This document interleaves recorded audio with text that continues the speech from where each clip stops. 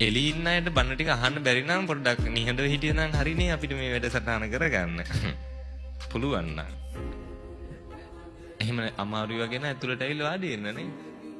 මේ ගමේ තාත්තලගේ හිඟයක් එහෙම තියෙද? මේ ධර්මශාලාවේ ඉන්නවද එක්ක තාත්තා කෙනෙක්? ඉන්නවද කොහේ හරි? ඇතුලේ මේ පොඩි දරුවෝ ටික හරි පිරිම් පරාණ ටිකක් හිටපු එක හොඳයි. හොඳ. නැත්තම් මං විතරක් මේකේ තනියම. ඉන්නවද එක්ක තාත්තා කෙනෙක් ධර්මශාලාවේ? නෑ. බලන්න මුස්ලිම් මිනිස්සු සතියේ දවසක් වෙන් කරගෙන පල්ලි යනවද නැද්ද? මුස්ලිම් මිනිස්සු පල්ලි යනවා සතියේ දවසක්. තියෙන සේරම වැඩ ටික නවත්තලා දාලා අර කඩකාමර සේරම වහලා දාලා මුස්ලිම් ටවුන් එකකට බහැලා බලන්න. ඒ පල්ලි යන දවසට එක මිනිස්සෙක්වත් නැහැ. සේරම කඩ ටික වහලා. සතියට සැරයක්. ක්‍රිස්තියානි මිනිස්සු පල්ලියට යනවා. ඒවට ભેද නැහැ. හැබැයි පොයකටවත් පන්සලකට එන්න බැරි පිරිසක් ඉන්නේ කොහෙද? මේ බෞද්ධයෝ. මේක රැකගන්න මං කියන්නේ වගකීමක් ගන්න පුළුවන් පිරිසක් ඉන්න ඕනේ. පිරිමි ටික පන්සලකට එන්නේ නැත්තම් පිරිමි ටිකට මේකේ වගකීමක් ගන්න බැරිලා. හිතන්න පන්සලක දැන් තියෙන සමිති මොනවද? තියෙන හරියක් තියෙන කුලගණ සමිති. ඇයි ඒ කුලගණ සමිති හදලා තියෙන්නේ? තාත්තලෙන් නෑනේ. මං කියන්නේ මේක රැකගන්න. අපි මේ සිවුරු දාගෙන ඉන්නේ, අපි මේ බණ කියන්නේ, අපි මේ කැපකිරීම කරන්නේ සිවුරු ඇරලා ගෙදෙට්ට ගිහිල්ලා ලස්සනට තරුණ ජීවිතයක් ගත කරන්න බැරුව නෙවෙයි. හිතනවා ඇති මාර ලස්සනයිනේ, හරිම සැපෙන් අපි ඉන්නවා කියලා. කණ්ඩ බොන්න ටික හම්බෙනවා. මං කියන්නේ ඇවිල්ලා මහණෙලා බලන්න. අපි කෑවත් බැනුම් අහන්න ඕනේ. නොකා හිටියත් බැනුම් අහන්න ඕනේ. පයින් ගියත් බැනුම් අහන්න ඕනේ. වාහනයක ගියත් බැනුම් අහන්න ඕනේ. බස් එකක නැග්ගත් බැනුම් අහන්න ඕනේ. මොන තරම් කැපකිරීමක්දනේ? අපි මේ කැපකිරීම කරන්නේ දානේ ගෙදර හිතන්නකෝ එළවලු 10ක් විතර හදනවා. ඔය 10ම බෙදාගෙන වැළඳුවොත් ඒ හාන්දුරන්ගේ පෙරේතකම කියලා පස්සට ගිහින් බයිනවා. අපි දන්නේ නැතුව නෙවෙයි. ඔය 10න් එකක් හරි වැළඳුවේ නැත්තම් මෙච්චර හදලා හාන්දුර දානේ වළඳන්නේ. ඒකටත් බයිනවා. කවුද කැමති නේ කන්න ටික හම්බෙද්දි ඒ කන්න ටික දීලා බැනුම් අහන්න නේ? එතකොට ඒ කැපකිරීම කරන්නේ අපිටත් මේක දමල ගහලා යන්න බැරි කමකට නෙවෙයි. අපේ ලස්සනම කාලේ, අපේ තාරුණ්‍ය අපි මේ කැප කරගෙන මං කියන්නේ බුද්ධ කාලේ වගේ නෙවෙයි අද කාලේ. පොඩි දේ වුණත් විවේචනය කරන්න පිරිස වැඩි. අද මේ පන්සලේ ගමේ දායකයෝ ටික හොයාගන්න අමාරු වුණාට, අද මේ ගමේ පන්සලේ පිරිමි ටික හොයාගන්න බැරි වුණාට පොඩි හාමුදුරුවෝ බලන තරුණ හාමුදුරුවෝ කෙනෙක්. ඒ හාමුදුරුවෝ නායක හාමුදුරුවෝ එකතු වෙලා හරි ලස්සන පින්කමක් කරනවා. හැබැයි මේකට ශක්තියක් වෙන්න මං කියන්නේ ඇති. බොහෝ පිරිසක් ඇති මේකේ පිටිපස්ස ඉඳගෙන. නමුත් පින්කමක ඉස්සරහට එන්න මේකට ශක්තියක් වෙන්න පිරිමි නැති වුණාට පාන්දර 12ට හරි කමක් නැහැ. ගමේ පන්සලේ හාමුදුරුවෝ මොකක් හරි වැරද්දක් කළා තිබ්බොත් පන්සලෙන් පන්නන්න ওই සෙට් එකේ ඉද නැද්ද? සරංචීත කරේ තියාගෙන.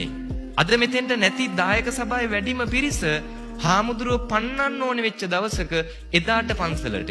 මතක තියාගන්න ලංකාවේ ඉන්නේ කිසිම කමකට නැති ආත්මාර්ථකාමී කිසිම හැඟීමක් නැති බෞද්ධයෝ. පන්නන්න ඉන්න ඕනේ තරම්. මේවා අවුල් කරන්න ඉන්න ඕනේ තරම්. මේවට චෝදනා කරන්න දොස් කියන්න ඉන්න ඕනේ තරම්. කොහෙද ඉන්නේ මේක රැකගන්න? අපි කැප වෙන්න ඕනේ මේ සම්බුද්ධ ශාසනය රැකගන්න. අතීතේ ඉඳන් සිංහලයට පැවැත්මක් තිබුණේ මේ ගෞතම බුදු ශාසනයත් එක්ක. බෞද්ධ ආගමත් එක්ක, මේ සම්ප්‍රදාය එක්ක, මේ ආගම් එක්ක, මේ සංස්කෘතියත් එක්ක අපි බද්ධ වෙච්ච නිසා තමයි අපි මේ තත්ත්වයකට අපේ පැවැත්මක් තිබුණේ.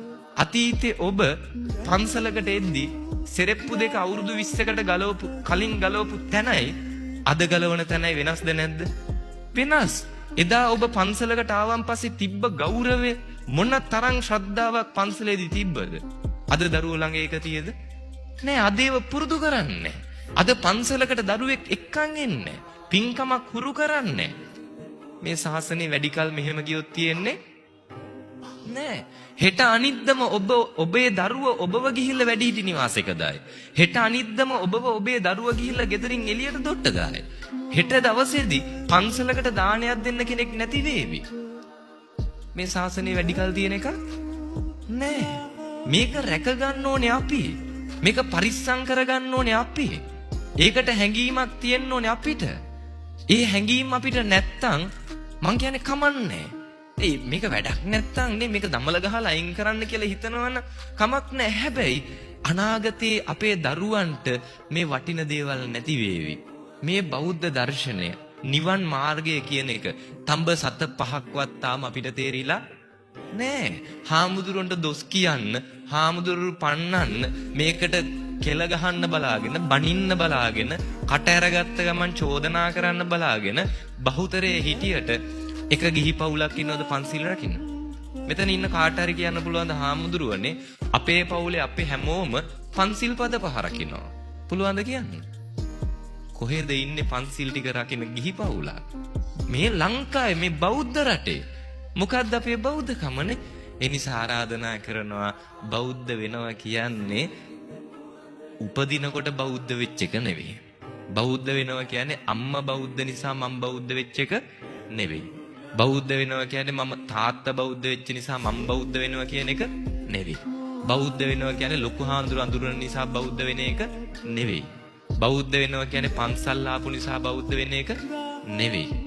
අවබෝධයක් තියෙන්න ඕනේ නේ. අපි කතා කරන්නේ ඒකනේ. මිනිස්සෙක් විදිහට හිතලා වැඩක් කරන්න පුළුවන් වෙන්න ඕනේ. හිතෙන්න ඕනේ. දැන් අපි එන්නේ පන්සලක. හිතෙන්න ඕනේ. අපි ඇවිල්ලා ඉන්නේ දැන් බණක් අහන්න. එතකොට අපි දැනගන්න ඕනේ මෙතෙන්ට මගෙන් මොකද්ද වෙන්න ඕනේ. ඒකයි අපි කරන්න ඕනේ. gedara iddi බට්ටික කනකොට හිතන්න ඕනේ දැන් මගෙන් වෙන්න ඕනේ මොකද්ද? මේ බට්ටික කන එක. ඒ වෙලාවේ gedara අයත් එක්ක සුවඳව කතා කරන එක. ඉස්කෝලේක ගියොත් එතෙන්දි හිතන්න ඕනේ මෙතෙන්ට මගෙන් මොකද්ද වෙන්න ඕනේ. මිනිස්සෙක් කියන්නේ ඒක. තේරෙනවද? හරිද? ඒ නිසා මනසින් උසස් කියන්නේ අර තිරිසන් සත්තු වගේ හැසිරෙන්න බෑනේ. තිරිසන් සත්තුන්ට මනසක් නැහැනේ. හිතන්න හැකියාවක් නෑ. ඒ අයට සහෝදර සහෝදරියෝද අම්මා තාත්තද දරුවෝද ඒවා අදාළ වෙන්නේ නෑ. තැනක් නොතැනක් අදාළ නෑ. අපි මිනිස්සු වෙන්න ඕනේ. පැහැදිලිද? මනසින් උසස් වෙන්න ඕනේ. බුද්ධිමත් වෙන්න ඕනේ. මේ ශාසනය රැක ගන්න. මේක පරිස්සම් කරගන්න. මේකට හැඟීමක් නැති පිරිසක් ඉන්නේ. ලෝකේ ආගම් හොයලා බලන්න. නිදහසෙම ඉන්න පුළුවන් ආගම බෞද්ධ ආගම. ඒ අතරත් ලෝකේ හොයලා බලන්න ඒ ආගම ගණන් ගන්න නැතුව ඒක පල්ලෙහාට දාන්න පිරිස ඉන්නෙත් බෞද්ධ ආගම. ඒ නිසා මෙහෙම ගියොත් නම් වැඩි කල මේ ශාසනය පවතින එකක් නෑ. එහෙමයි කියලා අතාරින්න බෑ. අයි මොන කැපකිරීම කළා හරි අපි මේක රැක ගන්නවා. අපේ අන්තිම හුස්ම පොද යනකම් වුණත් මේ ශාසනය පරිස්සම් කරන එක අපි ඒක කැප වෙලා කරනවා. අපිට මොන දේ අහිමි වුණත්. හරිද? මොකද මේ වටින ධර්මය අපි රැක ගන්න ඕනේ. ඒ හැඟීම අපිට තියෙන්න ඕනේ.